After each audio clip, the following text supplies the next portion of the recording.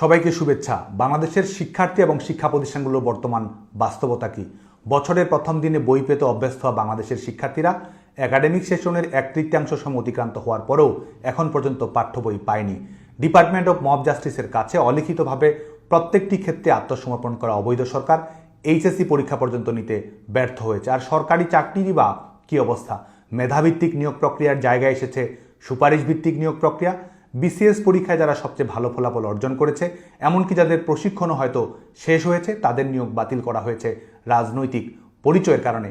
বাংলাদেশে 5% জন সরকারি চাকরিতে যায়, বাকি 95 জনকেই বেসরকারি শিল্প এবং সেবা খাতে যেতে হয়। বর্তমানে বাংলাদেশের কলকারখানা পরিবেশ সম্পূর্ণ বিপর্যস্ত। দেশি বিদেশি বিনিয়োগ নেই, ব্যবসা বাণিজ্যের পরিবেশ নেই। তার মানে বাংলাদেশের অধিকাংশ তরুণ তরুণীদের লেখাপড়া শেষ করে বাধ্যতামূলক বেকার হওয়ার দিকে ধাবিত হতে হবে। কয়েক হাজার শিক্ষার্থীর সার্টিফিকেট বাতিল করা হয়েছে, বিভিন্ন মেয়াদী শাস্তির আওতায় নিয়ে আসা হয়েছে। কয়েক লাখ শিক্ষার্থী শিক্ষা প্রতিষ্ঠানে যেতে পারছে না। বিভিন্ন স্কুল কলেজের অধ্যক্ষ এবং প্রধান শিক্ষকদের বাধ্যতামূলক পদত্যাগে যেতে হয়েছে। সেন্টার অব এক্সিলেন্স হিসেবে খ্যাত বিশ্ববিদ্যালয়গুলোতে রাজনৈতিক পরিচয়ের কারণে অনেক শিক্ষক পঠন পাঠন শিক্ষা এবং গবেষণা কার্যক্রমে অংশগ্রহণ করতে পারছে না। অপরদিকে যারা মায়ের কোল খালি করেছে, তারাই ইনডেমনিটি ঘোষণা করেছে নিজেদেরকে। তারা নিজেদেরকে স্বঘোষিত উপদেষ্টা হিসেবে নিয়োগপ্রাপ্ত করেছে।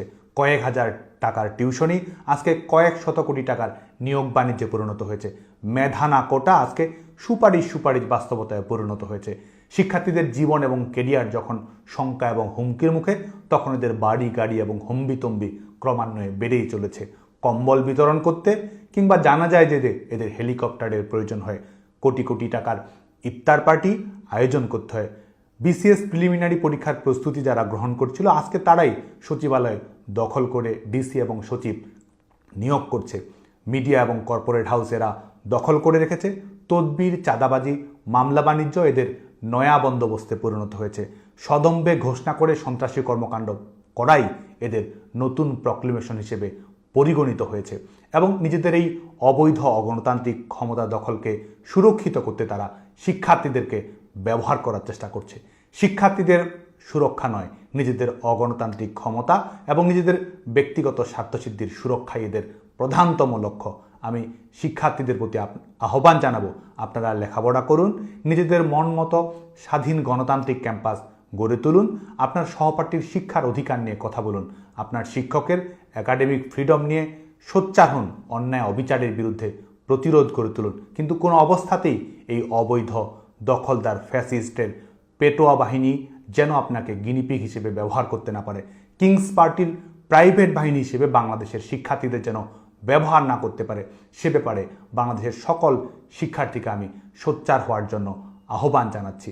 প্রিয় শিক্ষার্থী বন্ধুরা, আজ হোক কাল হোক এই সরকার থাকবে না। জনগণের ক্ষমতা জনগণের কাছেই ফিরে দিতে হবে। আমরা নির্বাচন বলি, সংস্কার বলি, গণতান্ত্রিক রূপান্তর বলি, যে কোনো কিছুর জন্যই এই অবৈধ দখলদার অগণতান্ত্রিক সরকার এবং নিরপেক্ষতার মাপকাঠিতে যারা প্রত্যেকটি ক্ষেত্রেই নিজের ব্যর্থতার পরিচয় দিয়েছে, তাদের বিদায়ী গণতান্ত্রিক উত্তরণের প্রথম শর্ত। আমাদের যে কোনো সমস্যা, শিক্ষার্থীদের যে কোনো সমস্যা, মুক্তিযুদ্ধ, গণতন্ত্রের সংকট কিংবা মৌলবাদের বাড়বাড়ন্ত, বাংলাদেশের জনগণের কোনো সমস্যারই সমাধান সম্ভব নয় যদি না এই সরকারের বিদায় নিশ্চিত করা সম্ভব হয়। কারণ এই সরকারই সবচেয়ে বড় সমস্যা। আপনারাও সোচ্চার হন, আপনাদের মতামত তুলে ধরুন, আপনারাও প্রতিবাদ প্রতিরোধে আপনাদের মতো করেই অংশগ্রহণ করুন। সবাই ভালো থাকবেন, সুস্থ থাকবেন, নিরাপদে থাকবেন। জয় বাংলা, জয় বঙ্গবন্ধু।